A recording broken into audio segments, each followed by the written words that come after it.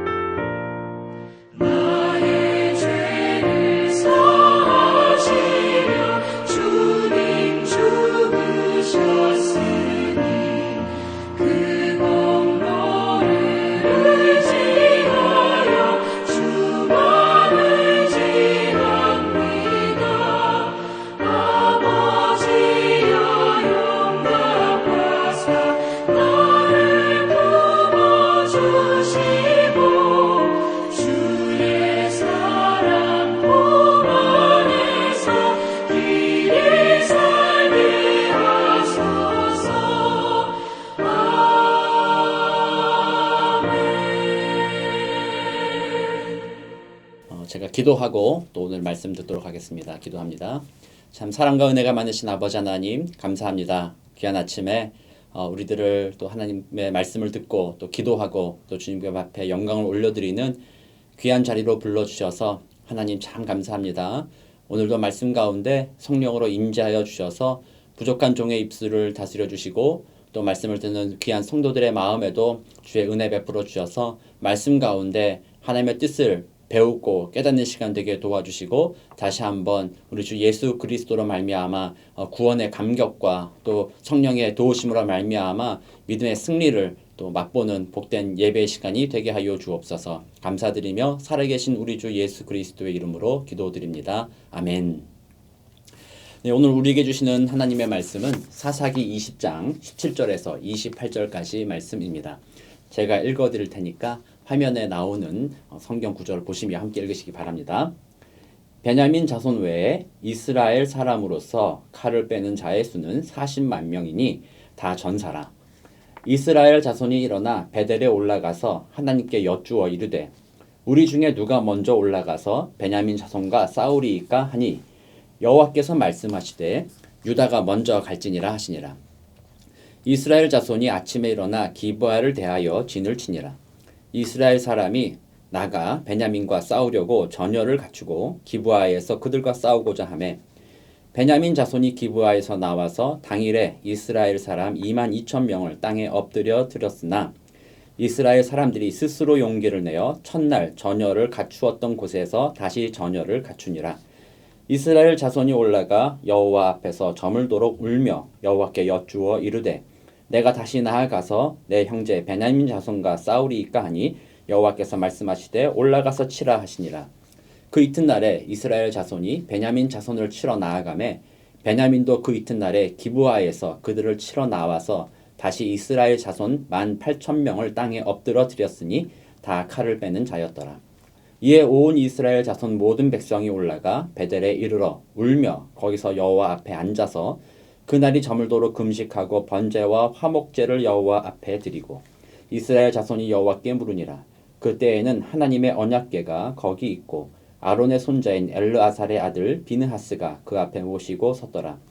이스라엘 자손들이 여쭈기를 우리가 다시 나아가 내 형제 베냐민 자손과 싸우리이까 말리이까 하니 여호와께서 이르시되 올라가라. 내일은 내가 그를 내 손에 넘겨주리라 하시는지라. 아멘. 네, 계속해서 우리 사사기에서 또 한 레위인 어떤 죄악으로 말미암아 초래된 이스라엘 백성들 서로 형제들끼리의 이 전쟁 싸움에 관련한 내용들을 보고 있습니다.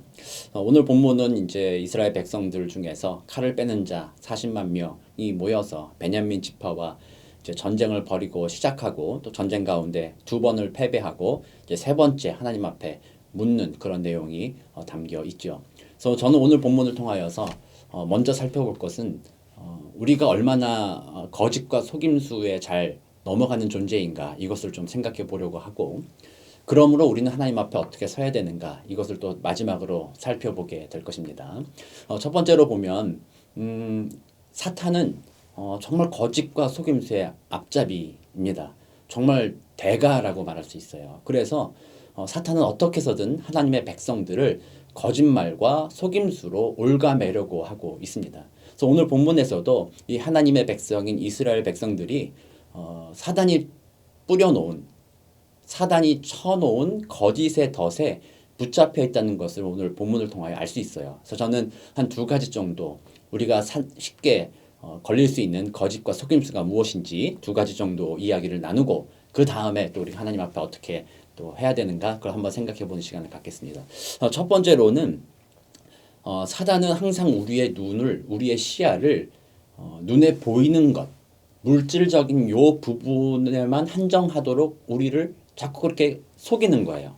다시 말하면 눈에 보이는 게 전부라는 거예요. 뭐 유물론적인 생각이긴 하죠. 눈에 보이는 게 전부다. 영적인 것, 뭐 정신, 심지어 어떤 마음 이런 것조차도 다 거짓말이다. 단지 눈에 보이는 것만이 진실이다. 뭐 이런 얘기를 하는 거죠. 사탄은 이 당시나 지금이나 똑같이 그런 방식으로 사람들을 속인다라는 거예요. 그래서 오늘 본문을 보면 이스라엘 백성들은 자신들의 칼 빼는 전사들의 수가 40만 명이라고 했어요. 반면에 베냐민 지파, 이 한 지파죠. 베냐민 지파는 그 칼을 빼는 전사의 수가 22,000명, 어제 본문이었죠. 22,000명 정도가 되고 그 다음에 700명의 기브아 사람, 물맷돌 던지는 사람이죠. 그래서 뭐 700명이 물맷돌을 던지면 한 번 던지면은 정확하게 거기에 맞는다 뭐 이렇게 아주 정예 군사다 뭐 이렇게 나와 있어요. 뭐 아무리 그렇다 할지라도 이 700명과 22,000명이 베냐민 지파에 대항해서 이스라엘 백성들의 모인 40만 명의 칼 빼는 전사예요. 그러니까 40만 명이 그냥 뭐 모인 뭐 농사 짓다가 오늘 전쟁한 다음에 한번 나가볼까 뭐 이렇게 따라가는 사람들이 아니라 본문에 보면은 40만 명이 다 전사라라고 되어 있어요. 그래서 고대 사회의 전투 뭐 우리가 여러분들 여러 번 얘기하고 아시겠지만 이 그 무기가 아주 그냥 차이가 나지 않기 때문에 어떻게 보면은 그 얼마나 많은 군사가 모였느냐가 승패를 가른다는 거죠. 그래서 이스라엘 백성들의 눈에 봤을 때 이 40만 명과 22,700명 이 둘 사이의 전쟁을 생각해 봤을 때는요. 22,700명이 가소로워 보이는 거죠. 그러므로 이스라엘 백성들의 마음에는 당연히 우리가 이긴다라는 생각을 갖게 되는 거예요.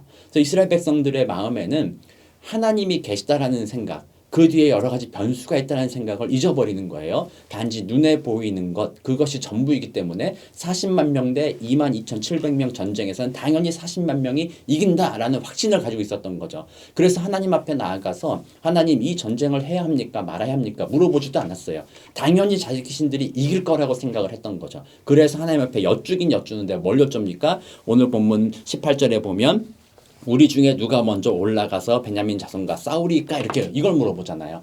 우리가 이기긴 이길 건데 그렇다면 누가 먼저 올라가야 되겠습니까? 라고 말하면서 이 전쟁이 하나님께 속해 있다. 하나님이 그 섭리 가운데 그것을 다스리고 계시다. 하나님의 뜻을 구하는 것이 먼저이다. 이런 것들을 잊어버리는 거죠. 그래서 눈에 보이는 것이 전부인 것인 양 착각하게 만드는 것. 이것이 바로 사단의 첫 번째 전략이라는 사실입니다. 오늘날 우리도 마찬가지죠. 이런 전략에 너무나도 쉽게 넘어갑니다.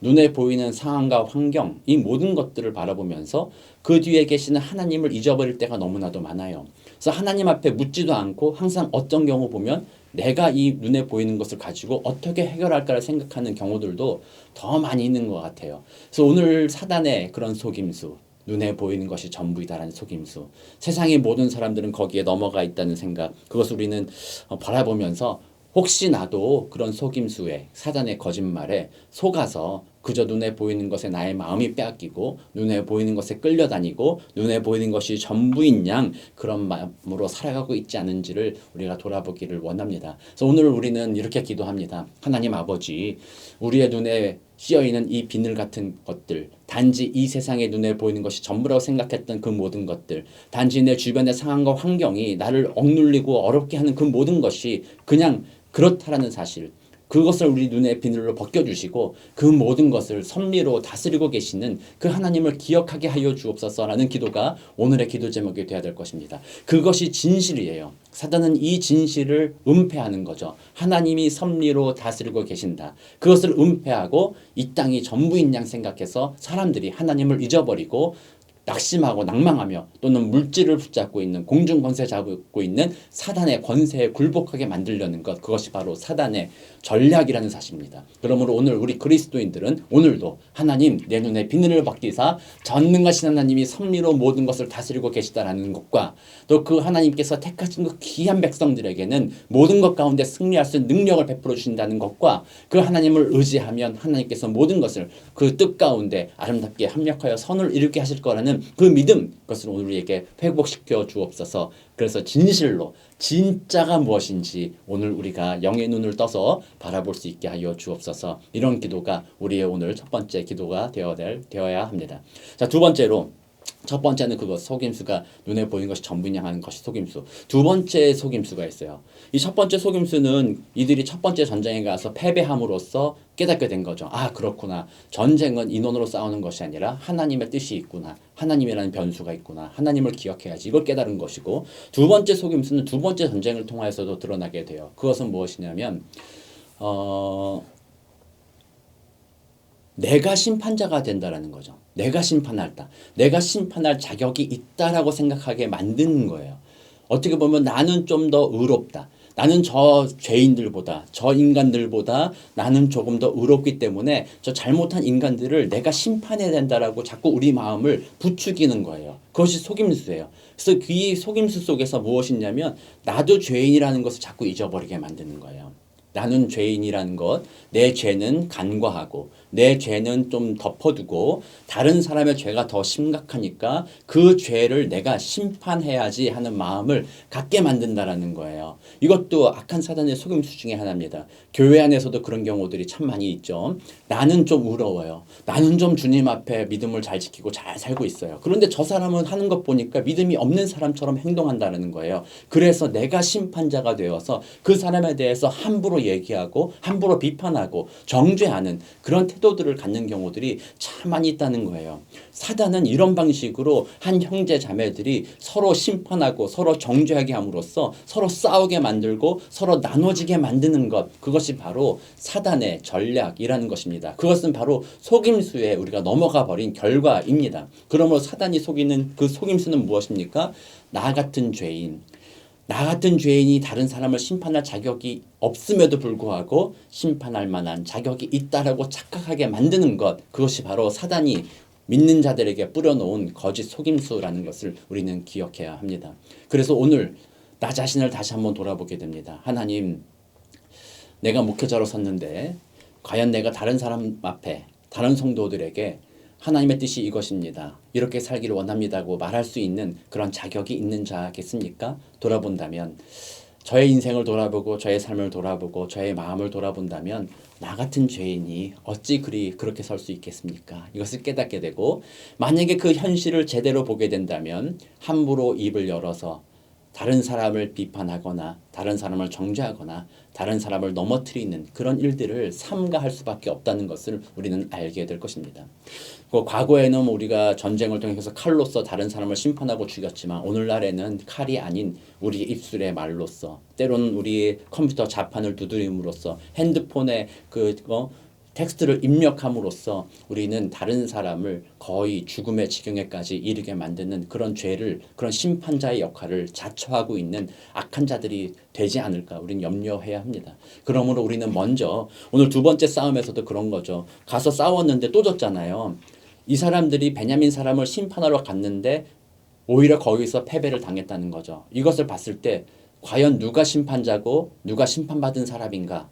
이게 애매하게 된 거죠. 제가 볼 때는 이스라엘 백성들이 그들이 이미 이전에 단지파의 그 우상숭배의 죄악과 여러 가지 죄악들이 이미 관영해 있었기 때문에 이들도 죄인일 뿐이었어요. 그러므로 이들이 다른 사람을 심판할 만한 자격은 없었던 거죠. 오히려 이들도 심판받아 마땅한 거였죠. 그러므로 베냐민 지파와 싸우러 올라갔을 때 오히려 하나님은 베냐민 지파의 손을 들어서 이스라엘 자손들을 심판하셨다. 이렇게 볼 수가 있는 거예요. 그래서 우리는 겸손한 마음을 가져야 합니다. 사단에게 자꾸 속으면 안 돼요. 나는 의롭다. 나는 잘하고 있다. 그러니까 나는 뭔가 말할 자격이 있다. 뭐 할 수 있는 자격이 있다. 뭐 능력이 있다. 이런 태도, 다른 사람에 대해서 뭔가 함부로 말할 수 있는 입장이 있다는 태도, 그런 것들 우리는 항상 조심해야 됩니다. 그래서 우리 스스로 나의 죄인됨, 그것을 날마다 기억하면서 나는 그저 하나님 앞에 은혜 받은 자일 뿐입니다.